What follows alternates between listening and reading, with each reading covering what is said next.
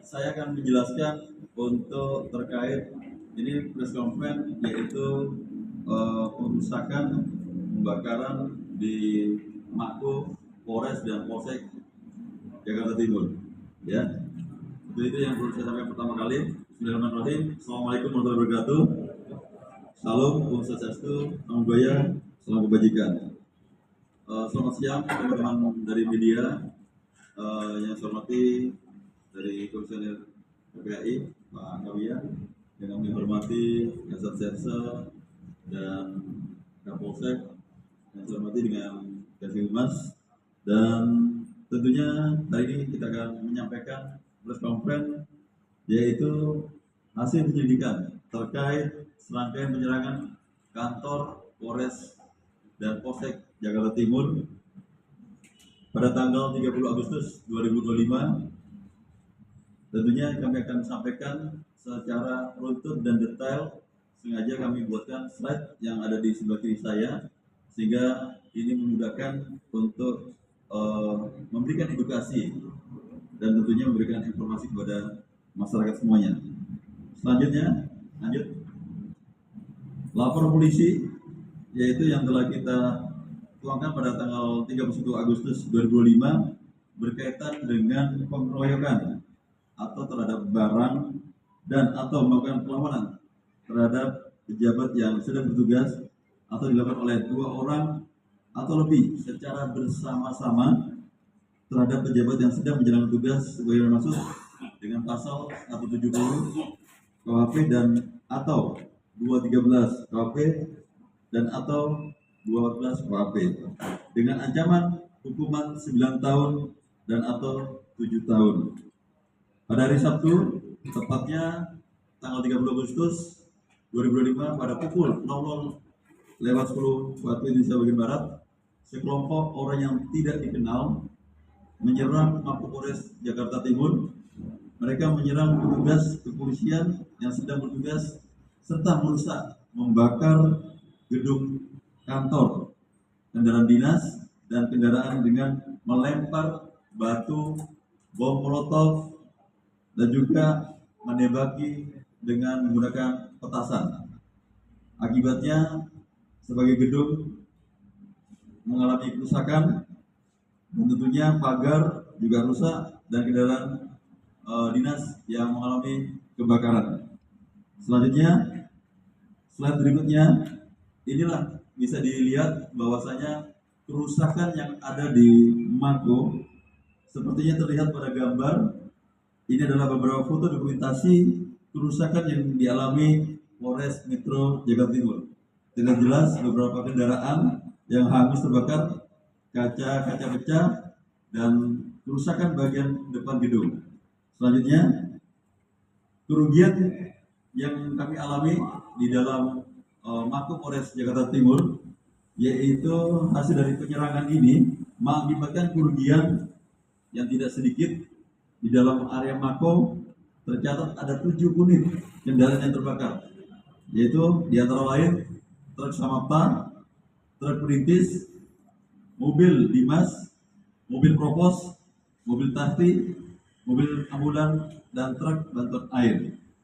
Selanjutnya, saya akan sampaikan beberapa kerugian. Selain kendaraan di dalam Mako, ada 14 kendaraan yang juga dibakar hangus, yang itu yang dimiliki oleh anggota kita, yang tentunya kerusakan ini meluas sampai ke fasilitas lain, termasuk rusaknya ruang SPKT dan ruangan reskrim, pagar depan yang ambruk, CCTV yang rusak, serta kerugian barang inventaris lainnya. Lanjut, saya akan sampaikan pelaku yang berhasil kita amankan. Tentunya ini juga mohon maaf sekali lagi, ada yang tidak kita tampilkan di belakang kami. Ini ada 4 pelaku yang diamankan. Ini ada 4 orang sebenarnya yang ABH, anak yang berhadapan hukum. Tentunya kami minta disanding oleh dari Komisioner KPAI. Dari 4 pelaku ini diamankan, ada 2 dewasa dan 2 anak. Ini inisial ISI, usia 42 tahun. Yang satu lagi SES, 31 tahun, pekerjaan swasta. Nah, ini yang saya maksud tadi, ini ada dua yang ABH, ini pelajar kelas 9, FA dan DA. Peran utama mereka melakukan penyerangan dengan menggunakan batu, kayu, dan bambu.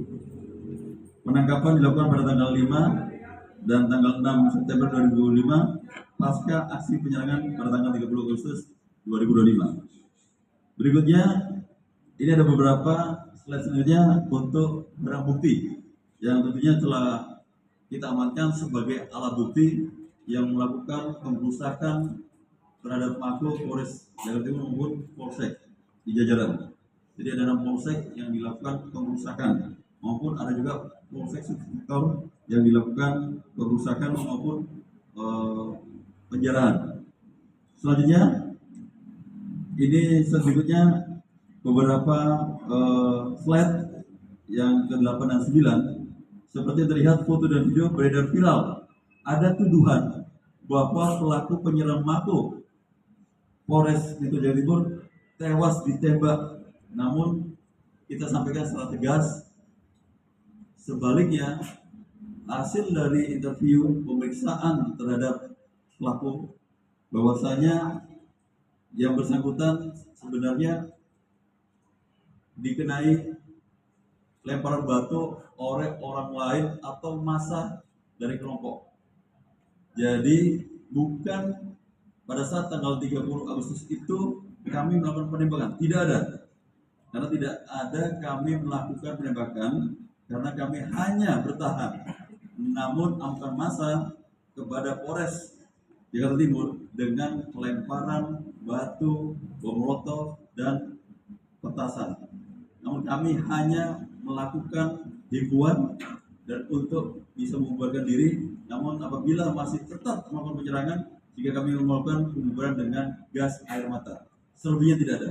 Dan itu sudah tertuang dari BAP yang bersangkutan dengan inisial I yang ramai viral di framing bahwasanya ada yang penembakan.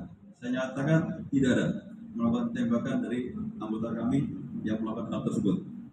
Lanjut dengan berikutnya, yaitu kronologis penyerangan Polsek Durin Sawit. Ini juga laporan polisi sudah kita terbitkan tanggal 2 September 2025. Pengeroyokan terhadap barang sama juga dengan pasal 170 KHP dan juga pasal 406 KHP dan atau 160 KHP dan atau 212 KHP dan atau pasal 21 KHP dengan ancaman hukuman 9 tahun, 2 tahun, 8 bulan, 6 tahun, 1 tahun, 4 bulan, dan 7 tahun. Ini sanksi hukuman yang maksimal. Serangan serupa terjadi di Polsek Durin Sawit pada hari yang sama sekitar pukul 03.40 waktu Indonesia bagian Barat. Sekelompok orang datang dan langsung menyerang Polsek dengan melempar batu dan juga bom molotov, petasan. Mereka juga melakukan penjarahan. Ini ada kafe yang di sebelah kantor daripada Mako dari Sawit yang tentunya juga mengalami rusak yang parah. Jadi artinya sudah kami tampilkan di slide. Selanjutnya tentunya hasil penyelidikan kami telah mengamankan untuk 3 pelaku, yaitu inisial AH, inisial AR, dan AS.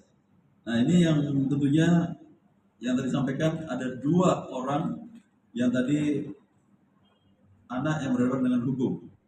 Tentunya sudah kita lakukan diskusikan dan kita sudah berkoordinasi dengan dinas sosial dan juga berkoordinasi dengan KPAI. Selanjutnya saya akan sampaikan untuk slide 11-12. Ini terkait dengan video pencurian dan foto kerusakan Polsek Durin Sawit. Silakan untuk apa bisa dilihat untuk betul-betul menunjukkan dampak kerusakan yang dialami oleh Polsek Duri Sawit. Terlihat kaca jendela pecah dan bagian gedung yang rusak. Dan tentunya selanjutnya barang bukti yang diamankan adalah sepeda motor, helm, dan sepeda PX. Lanjut untuk kronologis penyerangan Polsek Jatinegara. Ini juga LP sudah kita terbitkan pada tanggal 1 September tahun 2025 dengan tindak pidana yaitu terkait dengan pasal 70 KUHP dan atau 406 KUHP dan atau 212 KUHP dengan ancaman yang tadi disampaikan, ancaman maksimal 9 tahun, 2 tahun 8 bulan, 1 tahun 4 bulan. Penyerangan ketiga terhadap Polsek Jatinegara ini terjadi pada pukul 23.30. Kelompok pelaku menyerang dengan sama, melakukan dengan pelemparan batu, yaitu dengan membakar menggunakan bom molotov, dan yang terbakar yang mengalami kerusakan terhadap beberapa barang inventaris dan juga pembakaran gapura di depan polsek. Selanjutnya, hasil dari pengungkapan kita dapat mengamankan, menangkap, dan tentunya 4 orang ini kita tetapkan sebagai tersangka, yaitu ada 4 inisial AR, SE, ST, dan RR. Masing-masing ini memiliki peran yang berbeda. Lanjut selanjutnya. Yang pertama, pelaku pertama ini sengaja membantu proses pembuatan 3 botol molotov di depan SPBU dan membeli 3 botol Juventuson untuk dijadikan wadah daripada untuk membuat bom molotov tersebut, dan membantu mengisi bensin ke botol dan menyiapkan sumbu kain. Ini yang untuk menjadikan pelemparan. Dan tentunya pelemparan bom molotov tersebut sebenarnya tadinya diarahkan di Kuitang, namun karena ada hasutan sehingga akhirnya melakukan tindakan di wilayah saat itu yang kami sampaikan di Jatinegara. Jadi sebelum menyerang di Polres Jakarta Timur, yang dilakukan itu terlebih dahulu adalah di Jatinegara. Dan tentunya beberapa yang terbakar yaitu 2 unit kendaraan bermotor yang terbakar. Pelaku kedua membantu proses pembuatan 3 molotov di lokasi yang sama, dan juga sebenarnya yang dilakukan bersama-sama saat itu sebelum melakukan di Jatinegara, melakukan di Kuitang. Selanjutnya sama juga pelaku kedua ini melakukan pembakaran yang di depan Polsek Jatinegara. Pelaku ketiga ini membuat rekaman video, nah ini, dan membakar Polsek Jatinegara, melakukan provokasi dengan meneriakkan kalimat bakar Polsek Jatinegara, bakar motornya, dan mohon maaf, polisi pembunuh. Itu teriakannya. Jadi bakar Polsek Jatinegara, bakar motornya, polisi pembunuh. Ini yang disampaikan, yang direkam melalui video yang dipublikasikan menggunakan aplikasi media sosial, sehingga memperkeruh situasi dan terhasutlah masa lainnya atau terprovokasi. Dan pelaku yang keempat ini adalah membonceng para pelaku pengerusakan dan pembakaran Polsek Jatinegara dan standby di motor, membantu para pelaku untuk melarikan diri dan ikut memprovokasi massa yang berteriak, mengajak, woi, serang, woi, serang. Seperti itu. Sudah terlihat di slide. Selanjutnya atau slide berikutnya adalah barang bukti yang tadi saya sampaikan, sepeda motor yang dibakar, helm, HP, ada sepeda Vixen yang sebagai barang bukti, dan ini juga kerusakan. Selanjutnya Polsek Jatinegara, Ini adalah foto-foto menunjukkan kerusakan gapura depan Polsek Jatinegara. Oke, sudah? Baik, saya akan menyampaikan yang penyerangan di Polsek Cipayung. Yang di Polsek Cipayung kita terbitkan juga LP pada tanggal 31 Agustus 2025 dengan pasal 170 KUHP, 406 KUHP, dan 363 KUHP dengan ancaman yang sama maksimal 9 tahun, 2 tahun 8 bulan, dan atau 7 tahun penjara. Ini tentunya di Cipayung, penyerangan dan pencurian di Polsek Cipayung terjadi pada hari Sabtu tanggal 30 Agustus 2025 sekitar pukul 01.55 waktu Indonesia bagian Barat. Polisi mendapatkan bukti foto dari kejadian tersebut di mana salah satu pelaku berinisial DD terlihat menarik motor Yamaha NMAX milik anggota Polsek Cipayung dari halaman Polsek. DD ini berhasil ditangkap pada tanggal 6 September 2005 dan mengakui perbuatannya. Hasil kami periksa di BAP dituangkan.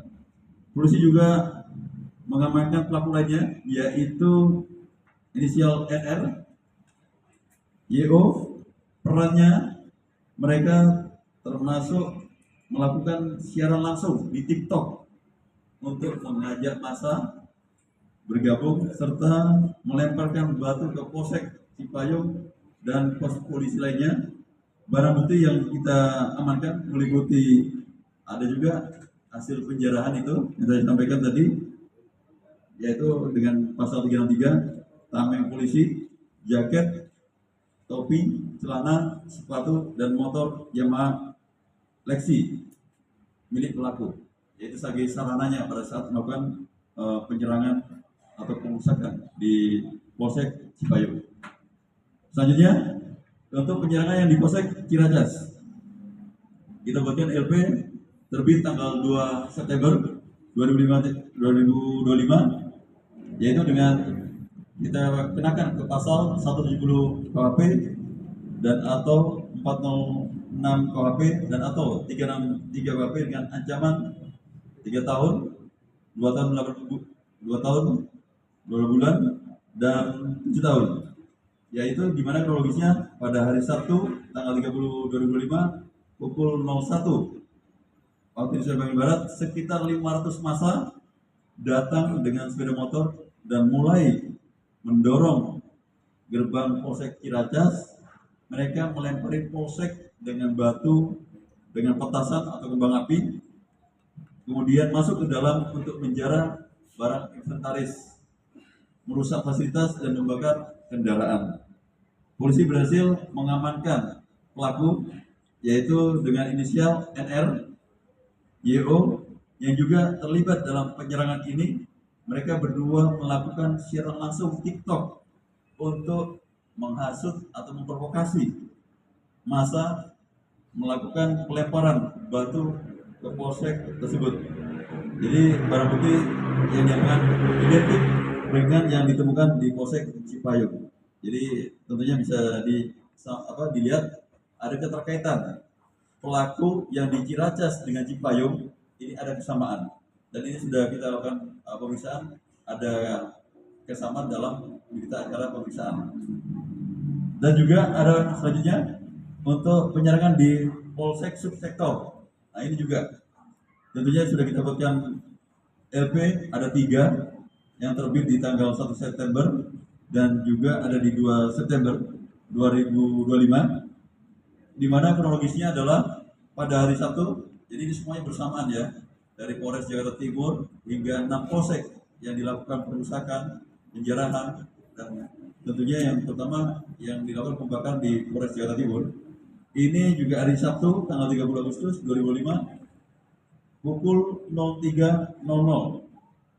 Segerombolan orang tak dikenal menyerang beberapa polsek sektor di wilayah hukum Polres Jakarta Timur. Mereka merusak dan membakar gedung dengan melempar batu dan bom molotov serta melakukan penjarahan. Pelaku sudah kita amankan, di antara lain AI, RRH yang melakukan perannya adalah mencuri TV dan printer. Untuk WAP ini adalah sebagai penerima barang hasil kejahatan atau curian, dan untuk RR ini yang mengambil 2 unit printer. Lanjut, untuk slide berikutnya ada beberapa berikut tampak kerusakan beberapa barang bukti. Dan tentunya terakhir kami menyimpulkan sampai saat ini Polres Metro Jakarta Timur telah mengamankan 17 pelaku yang terlibat dalam penyerangan Mako Polres dan Polsek Victor.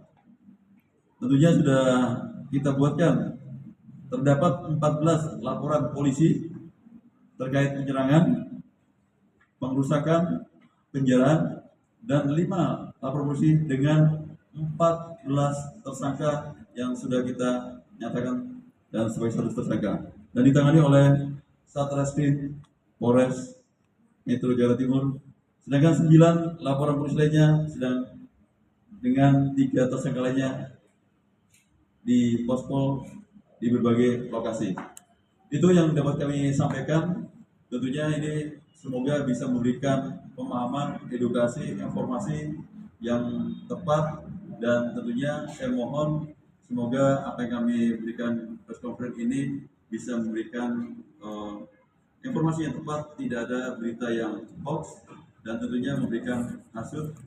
Dan kami berharap ke depan kita saling menjaga persatuan dan keamanan ketertiban masyarakat, khususnya di wilayah Jakarta Timur, dengan slogan kita jaga Jakarta. Terima kasih. Kami akhiri. Wassalamualaikum warahmatullahi wabarakatuh.